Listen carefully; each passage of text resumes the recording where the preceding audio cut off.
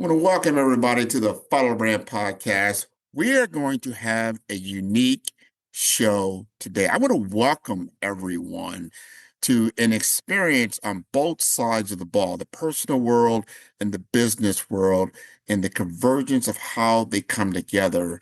And I call the life and times of Ed Rahill. He's going to convey to us his story, some of his experiences that I think will help the audience to grow and move forward. And before I keep going on and on and on, let's get him introduced. So, Ed, you like to introduce yourself? Thank you. Grant, it's an honor to be here and talk to your audience. I'm Ed Rahill. I'm the author of 1 Mile at a Time, a project that I've been on for a number of years, and I plan on taking it to the next level. And I'm thrilled to have the opportunity to talk to you about it. Um, it's a very unique situation to be in because the prior 30 years has been in corporate America as becoming a CFO of a company, taking it public, then becoming president, then starting my own company, becoming CEO, and then selling that. So I have 30 years of that. Well, how in the hell did you get into this business of writing a book? Yeah. And it's really not a book about business. It's about life. It's really and I think what I'd like to share is the attitude of why you're willing to take on new things that are unfamiliar and try to do it, because I think that's part of the adventure of life. And so that's, a matter of fact, the heading on my book is 1 Mile at a Time. It says the memoir of the last great American road race and the adventure we call life. So I even have that in the title. I'm love to lay it out for you.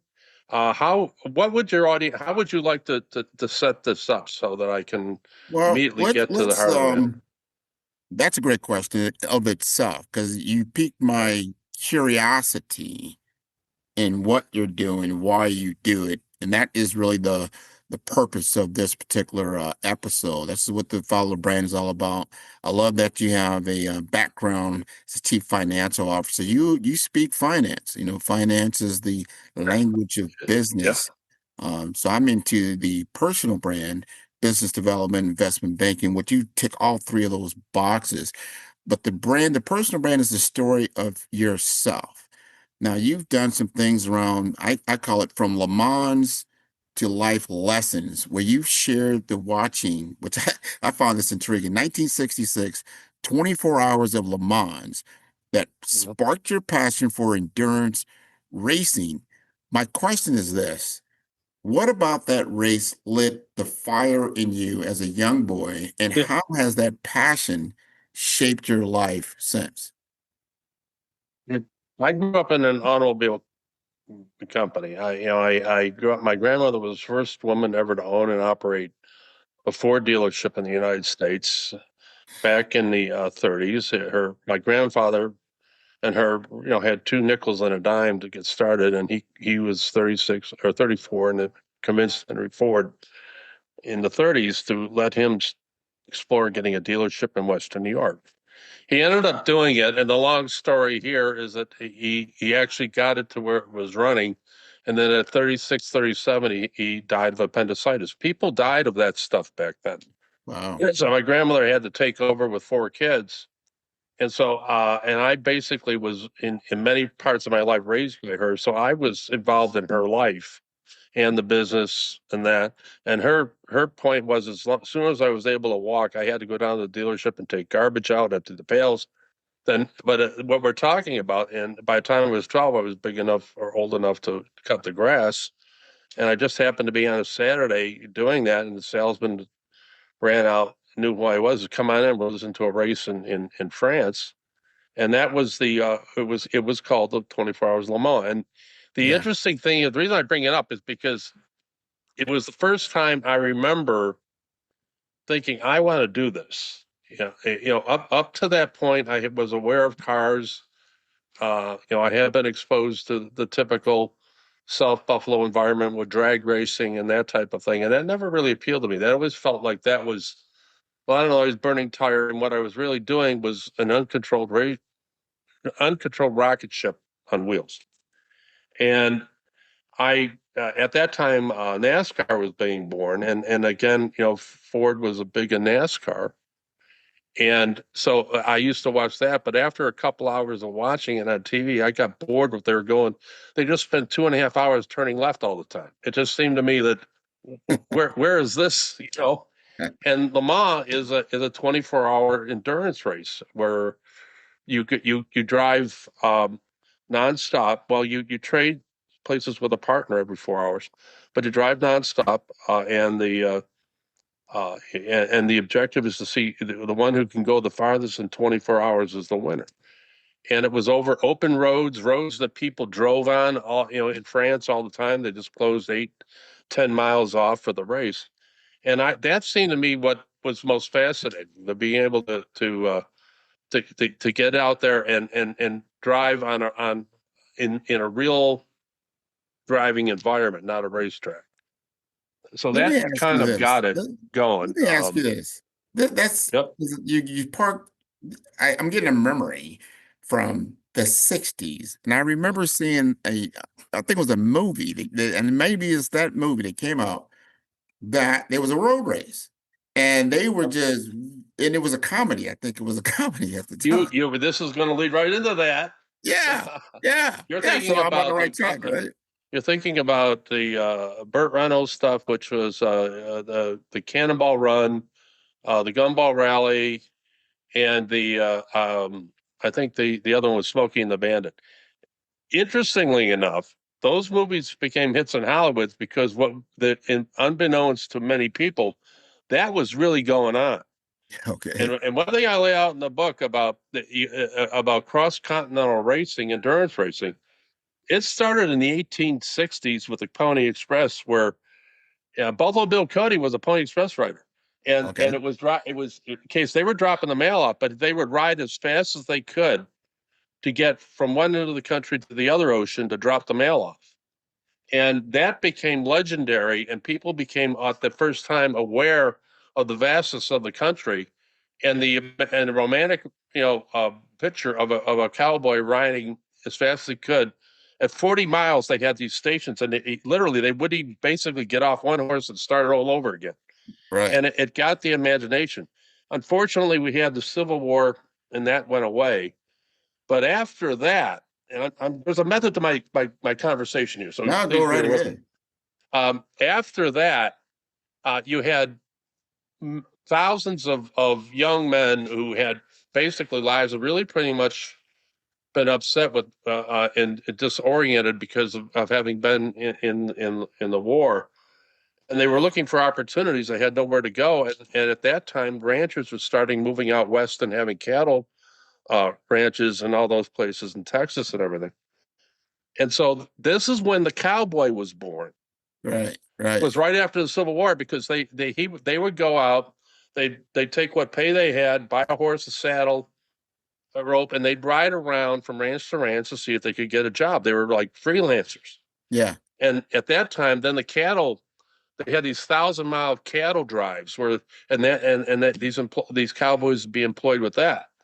And what would happen, you drive from Abilene to the herd to Abilene to Texas to the stockyards, and they would get paid and they get drunk, and inevitably became a tradition. First one back to Abilene gets the prize, and they get out on their horses and ride as fast as they could for about a week to get there. And so that was the cross continental, the long distance endurance horse racing became part of the culture. The last big race was the 1893 Great Cowboy Race of 1893 from Nebraska to Chicago, that was sponsored by Buffalo Bill Cody and one of his Wild West show.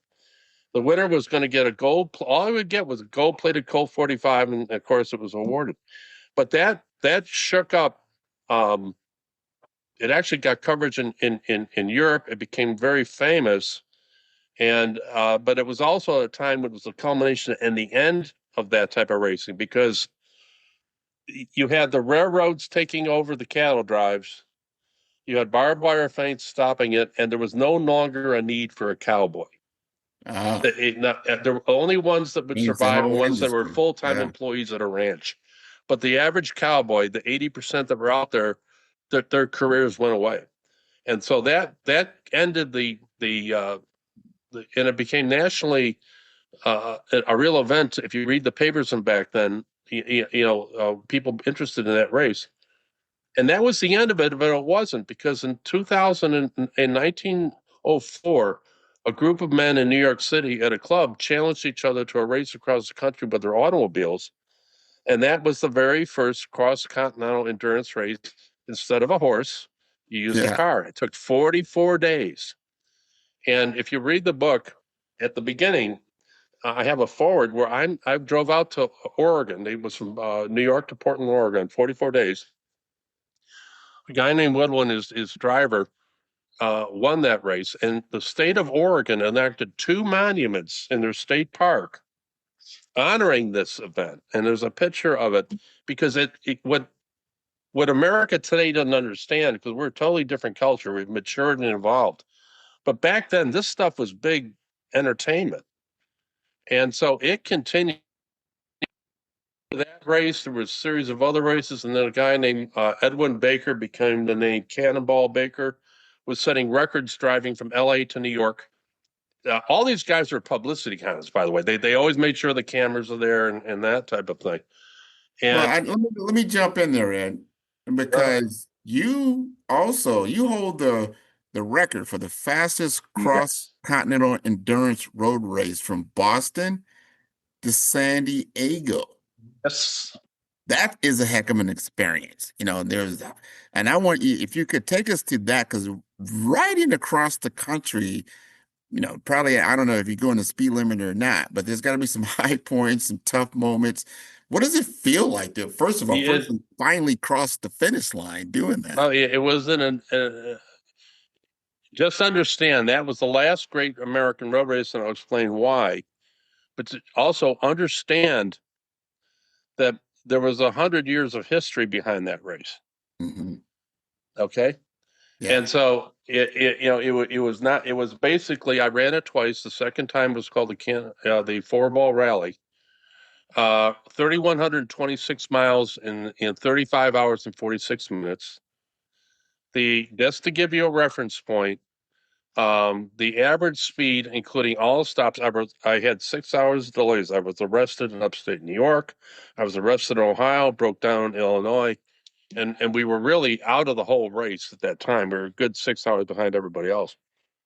And I averaged from the Mississippi River to Adrian, Texas, about 132 miles an hour, and that got us back in the race. And then from that point on, it was just pedal to the metal. My partner and I just ran the thing as fast as we could. There's some really fun stuff that happened in it, a lot of interesting. This was the nation's most aggressive in American history. It was the most nationally aggressive law enforcement effort in the country. All the state police from Massachusetts to California were coordinated. They had tracking going on. They knew when I got arrested in Ohio, I didn't even give the guy my license. He said, "Hey, Mr. Rahill, come on back to my car. We got something to talk about."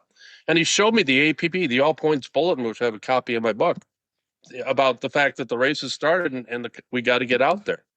And Yeah. Yeah. they were out there hunting, and he would laugh about it. The ticket. He said, "This is my day off, Ed." But when I heard you guys are running, I volunteered to come in because I wanted to do this. And he ended up getting what we call the Super Trooper Award. He arrested four of us at the award banquet. We officially get the tickets who did it, and we just sent. No other trooper before that had done anything, but we sent a notice, "Hey, Bob, congratulations!" What he showed up at the awards banquet, get his trophy with Yeah. his wife. It's It funny. was a different world back then. There was an adventure, and it was the end because the population was growing. It was going to become too dangerous to do it anymore. The traffic would be too much. Legally, it became very difficult to do it because lawsuits were now getting the sense of humor about the race kind of dissipated. Mhm. And I basically tell people it should never happen again, because it's with when you had 150 million people in the country, you could do this. But when you got 330 million on the road, Yeah, it's much more too dangerous. difficult. Much more But it difficult. was the last great race, and I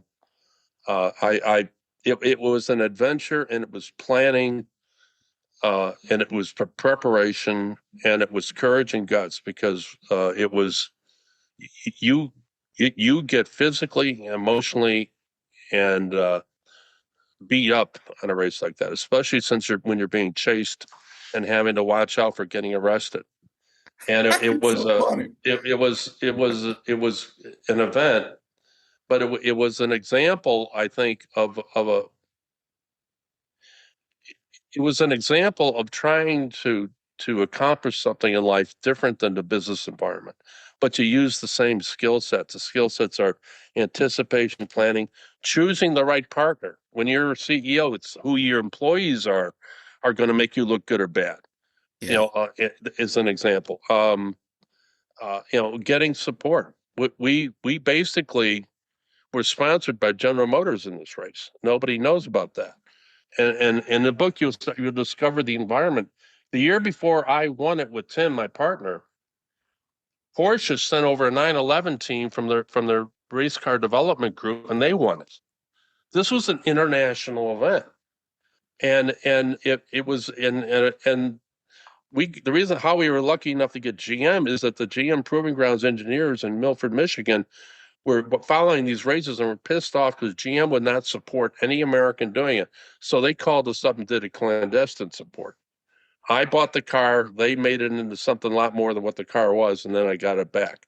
Yeah. And then they called me afterwards, asked me if they could have the car back and give me a new car because the word had gotten out to headquarters of downtown Detroit that somebody was a GM was sponsoring this race and they wanted to hide the evidence. But Yeah. that's all went on, and it was a great experience.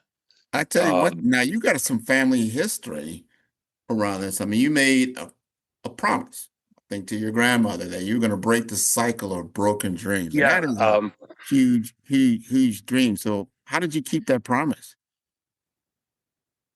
and I think that this is a story of America too, because all of us, if we go back far enough in our family history, we have really very difficult times. My great grandmother came over from Ireland at 14 and left her family, never saw her family or siblings again, and was sent to Buffalo, New York to become a maid in a house on Delaware Avenue, and that's how she spent her life. She had my grandmother as one of her kids, and at the age of at the she only got a fifth grade education because she had to. The family needed her to go out and work to help support the family, and her job in South Buffalo was to walk the railroad tracks to collect coal. And she said to me that this was a good job. She'd be able to sell the coal and be able to bring some home for cooking and heat. And that was the environment. But none of her generation and prior generations, including my mother, who basically had to work and give up her dreams of travel and becoming everything. She was a single mother, got a divorce. Um, she would say to me, the entire family is a history of broken dreams. Mm, Nobody, your great grandmother, myself, your mother have never been able to pursue the dreams. They had to pursue the responsibility. I'm asking you, you have the opportunity now to break that string of broken dreams for your family going forward. And that was really the driver in my life. One of the drivers that caused me to continue to pursue a career. I never pursued a career for the money. I never pursued a career for that. It was really to try to establish myself as a solid platform for the next generation. And key to the book, you'll see it in the back. I use an analogy, and you're going through my high school years, including athletics and sports and football. But at the end of it, I say what I've learned. But I wrote this book, and I wrote it because I wanted to tell the remaining generation that life is like a relay race. mhm. It's like a mile relay race. And there are runners who run their leg before you, and there are runners that are going to run it after you. And when that runner who before you, hopefully your ancestors, When they come to turn, they're handing off the baton of wisdom and experience to you. And your job is to run that damn thing as far as you can. Yes, you do live for yourself. Yes, you do try to become as best you can be. But there's going to come a time when you're doing the fourth turn coming in the last 100 yards where you got to start thinking about handing your baton off to the next generation. And that's the theme I'm trying to get in the book, in the driver. It's I want to tell, because people say, well, do you mean you have to give up things for the next? No, you don't. You need to grow and become the best you can, but you have to have the attitude that you do have the responsibility to help the next generation to become better than you. And that is what handing the baton off is.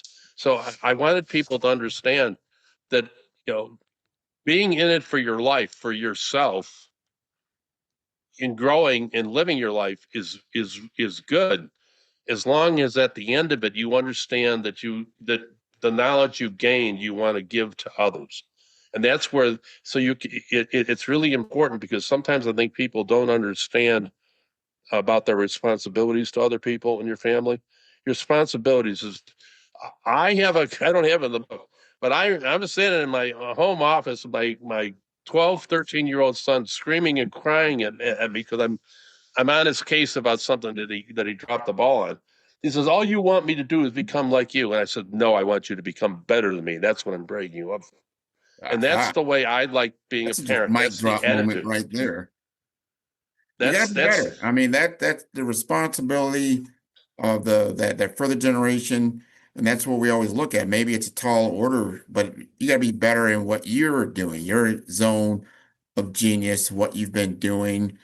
And like you mentioned, now you've been the CFO of ITC Holdings, CEO of Gridlands, which is a Blackstone company. And so here's the question that comes out of that, what you're talking about, which is very important for people to understand. I want to understand even more, like, what is harder? Is it closing a high stakes business deal or racing across the country on the clock, coming around for that fourth leg and handing off that baton? Which one is harder? what I love about the race. I'm going to answer your question. Just give me a second. It's going to come right back. The race in this book is a metaphor for life and how to live it. Because every time we pursue anything in life, I guarantee you, at least half the time, if not more, you're going to get slammed and knocked down, and you're going to not think you can do it. The key for the key for my success in business is basically not it's and I talk about it. I got knocked down and it seemed impossible, but I got back up.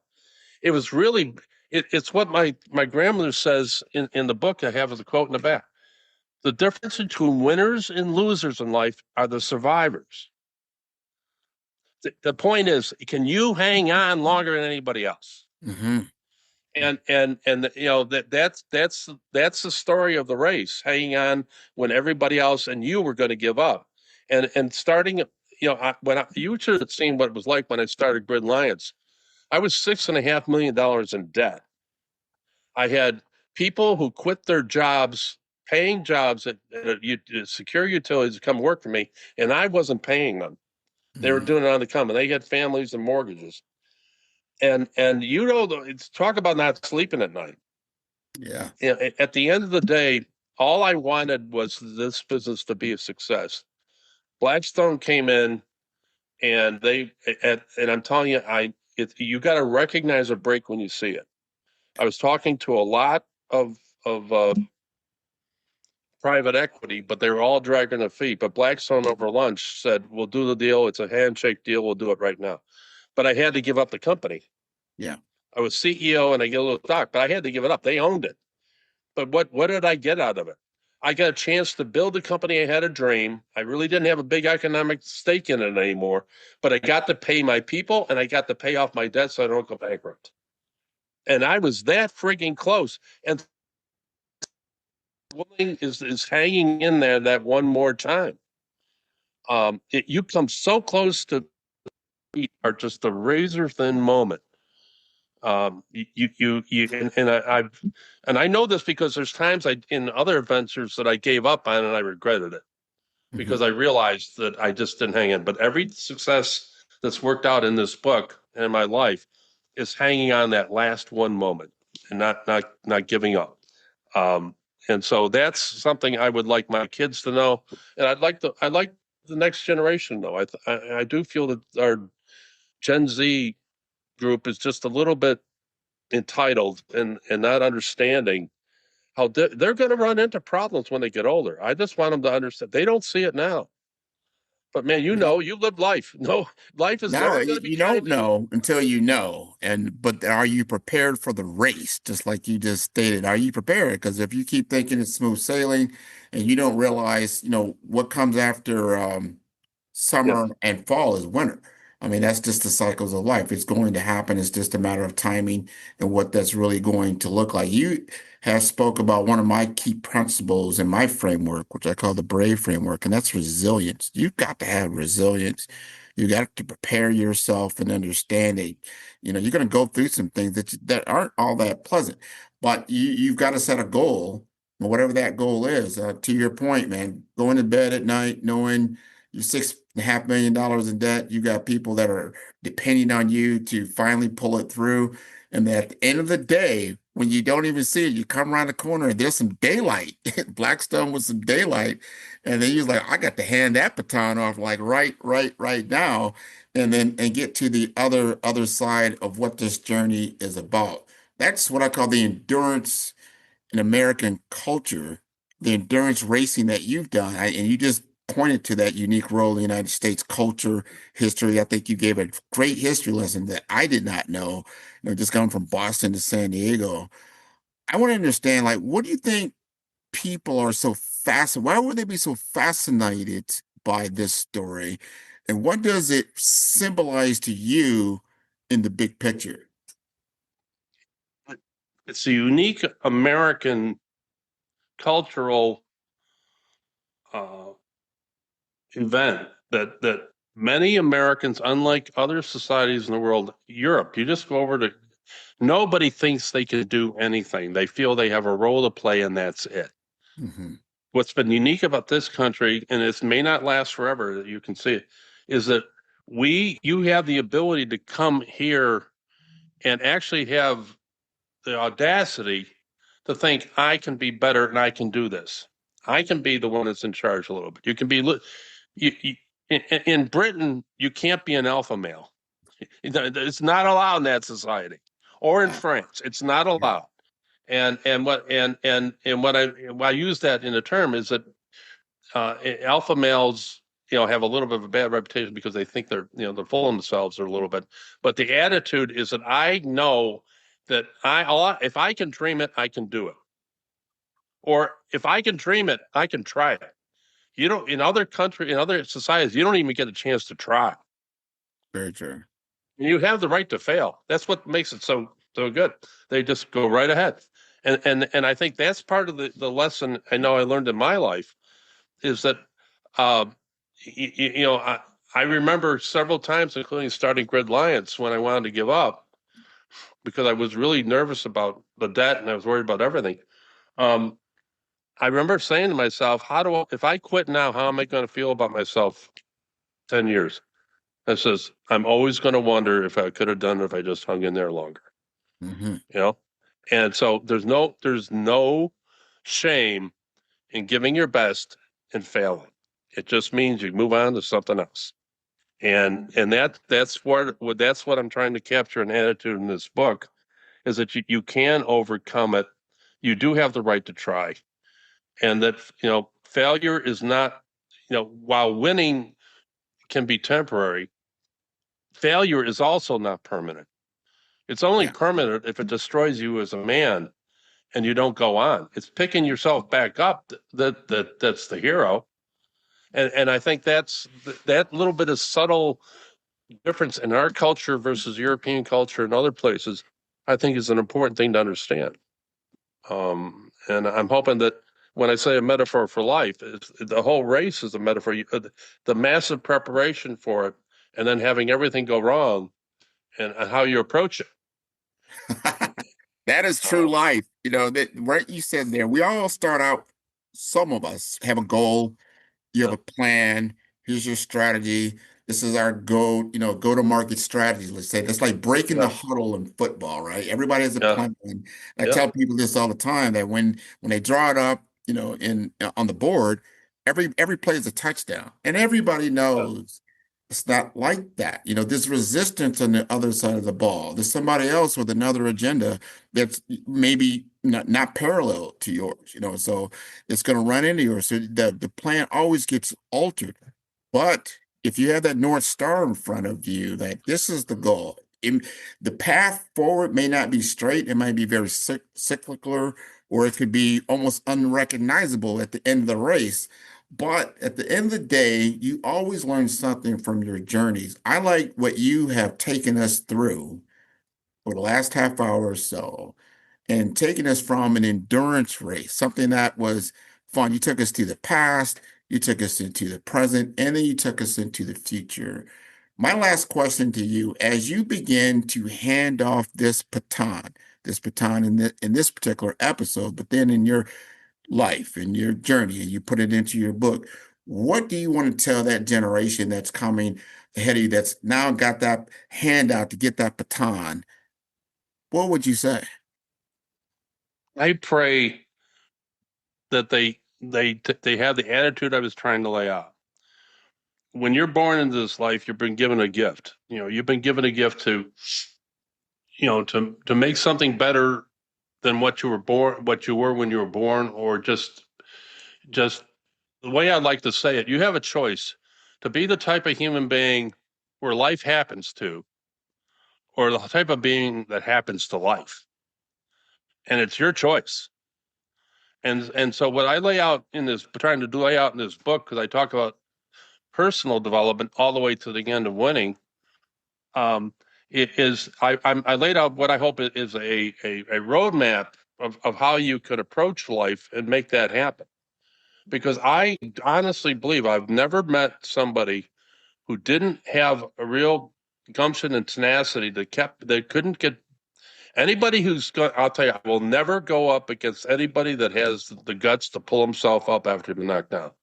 That's Mhm, not a type of guy you want to go up against. I'm telling you right now. And it's also life is that way. And and and so I want them to be the happiest, most successful human being they can be. I want them to feel good, self-actualize. mhm. But I also want them to understand that the good Lord's going to call you home someday. So before you do that, pass your gift of what you learned on to the next generation so they can take advantage of it and become the best they can be. I love that. That's I what I do. love that. I only got one more question for you, Ed. Sure. And I've been asking this question for a lot of my guests because I like to get real feedback in real time. You've been on a lot of podcasts, you've done a lot of interviews, you've talked to a lot of different people. This is your first opportunity to be a guest on the Follow Brand podcast. How was your experience? Superb. Let me explain why I love this interview. I got to talk. We got to talk about the the person behind the events and what it was, what the personal experience was, and the right attitude. Because what I really am, I'm that's what I want. This is part of my I say my legacy. This is my turning the corner with the baton. This puts my baton. I try to make get a movie made out of it, but after that, I'll probably move on to something else as long as I have the opportunity to do so, and maybe go back into business. But I want to take the moment to make sure I can look back at my life, and I tried to do my best to pass the baton on to those who come after me. I feel that's my responsibility to the future generation and to the human race. I'm a proud member of the human race. I like being one. I like humans. I like people. I just want to be something that did something positive in my life. Well, you certainly have done that, and I want to appreciate you being on the show. Never had a guest quite like yourself that has Thank you. such a story that I don't think anyone will be able to tell a story like that because I just got these visions. Just remember the 1960s and some of these movies that came out. They had I think one of them was called The Great Race, and it was Yeah. hilarious. And you lived in that. And it's not a movie for you. You actually did that. The car culture. I mean, when I grew up, speed limits were a suggestion. Yes, They were not. exactly. I'm not kidding you. And the cops were different. The cops were just like you and me. They basically would